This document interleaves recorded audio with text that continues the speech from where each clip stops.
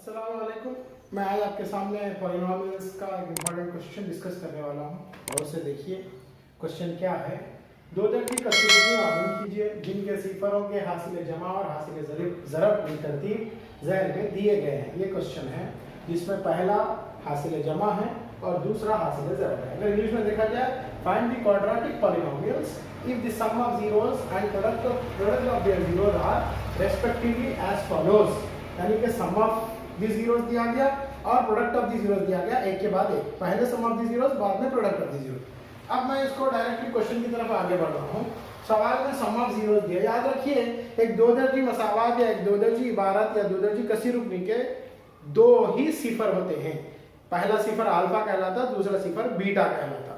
ठीक है। अगर दो सिफर अल्फा दिए जाएं तो मसावत कैसे लिखी जाती, देखिए। अगर अल्फा और बीटा दो दर्जी कसीर रुकनी के सिफर हो, तब कसीर रुकनी के आगे देखिए, तब दो दर्जी कसीर रुकनी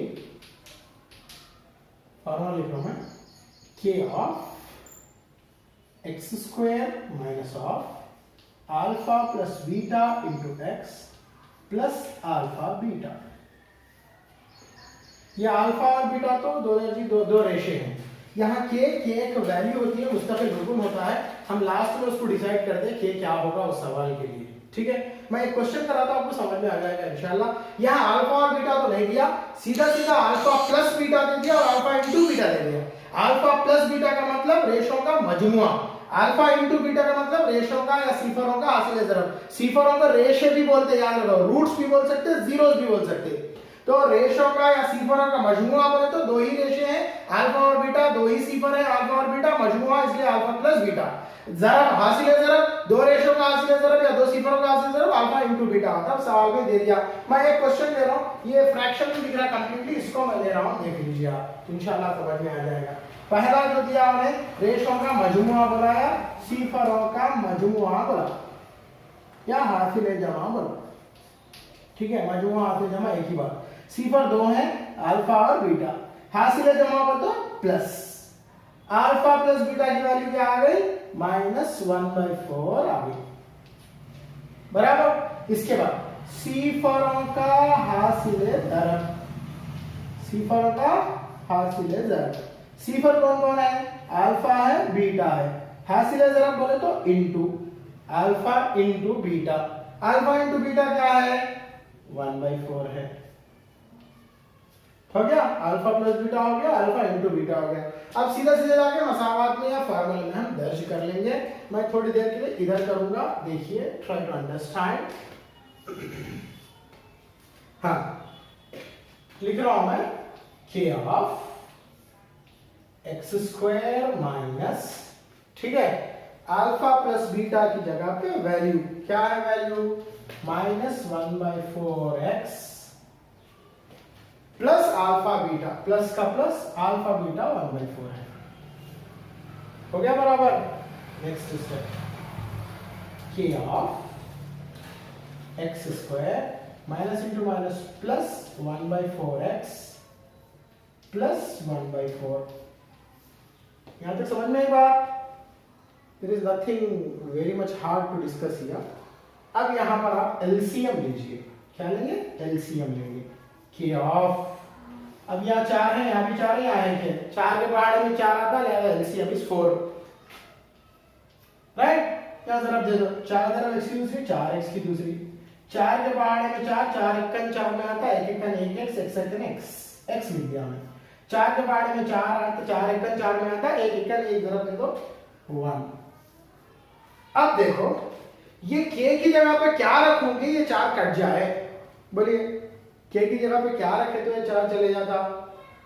बिल्कुल सही, k की जगह पर अगर आप 4 रखेंगे तो ये 4 और वो 4 ये बटे में और ज़रब में कट जाता। लिहाजा मैं लिख रहा हूं यहां पर k = 4 और दो दर्जी कसीर रुकनी, ये बटे 4 हटा दो, ये k = 4 रखें तो 4 4 कट जाएगा, ये ऊपर वाला पूरा मसावात या इबारत बन जाती। क्या है?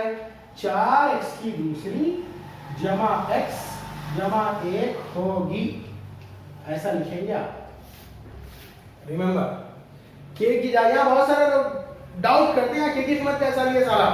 के की वैल्यू हमें लेना होता है by seeing the situation.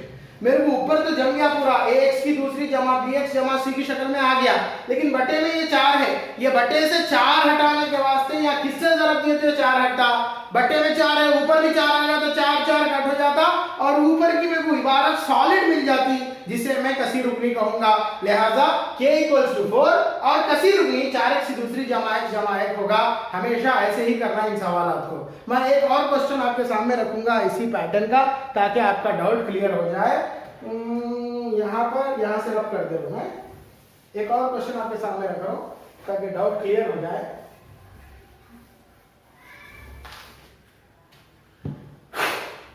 Okay, इन्हीं में से ये दूसरा क्वेश्चन ले लेंगे। क्या है? ये पहला हासिल जमा है, दूसरा हासिल जरब है। किसका? सिफरों का हासिल जमा। ठीक है, हासिल जमा सिफर 2 होते, अल्फा होता बीटा होता, जमा हो तो प्लस, वैल्यू है √2। दूसरा है सिफरों का हासिल जरब।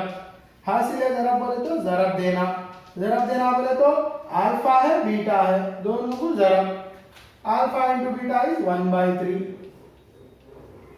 होगी बात बराबर? अब दर्ज कर देखो मैं, k का k ऑफ x² का x² माइनस का minus of alpha plus beta बोले तो √2 जरब x plus alpha into beta is 1/3। यहां तक तो समझ में आई होगी बात। अब मैं स्टेप आगे बढ़ा रहा हूं, देखो इधर कर रहा हूं एरो मार्क के साथ, k ऑफ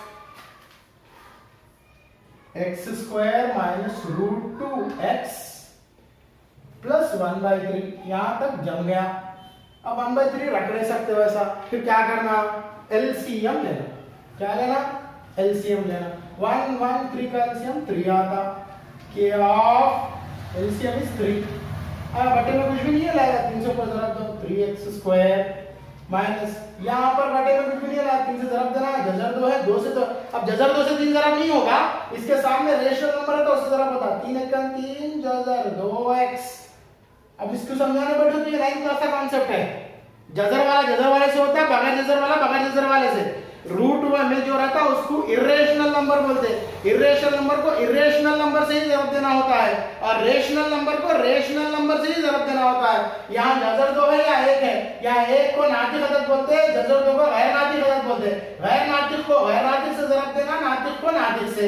अब ये 1 को 3 से तकसीम करें तो 3 आता, 3 एक नातिक अदद है, 3 का 3, जजर 2 का जजर 2, x का x। ये 3 के पहाड़े में 3 का वादा बोले तो 3 एक्कन 3 एक्कन आ रहा, ऊपर जरा दो 1 एक्कन 1। देखो जम गया। अब आप लोग ही बोलो, या k की जगह पे क्या लूं कि बटे का 3 कट जाए? बिल्कुल k की जगह पे 3 ही लेंगे तभी ये 3 कटेगा। तो लिखो यहां पर k = 3 और 2 दर्जी कसीर दुनी क्या है? 3x² माइनस 3√2x प्लस 1 होगी। समझे बात?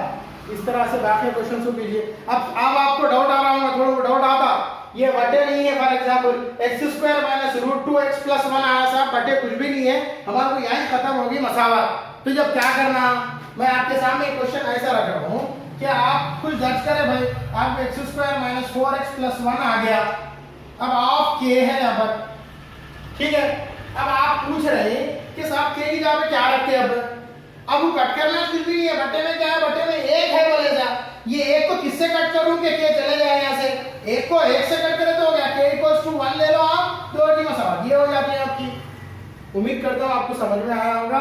बाकी क्वेश्चंस कीजिए और जरूर जो है ना उसे कमेंट सेक्शन में या ग्रुप आपके व्हाट्सएप ग्रुप वगैरह में शेयर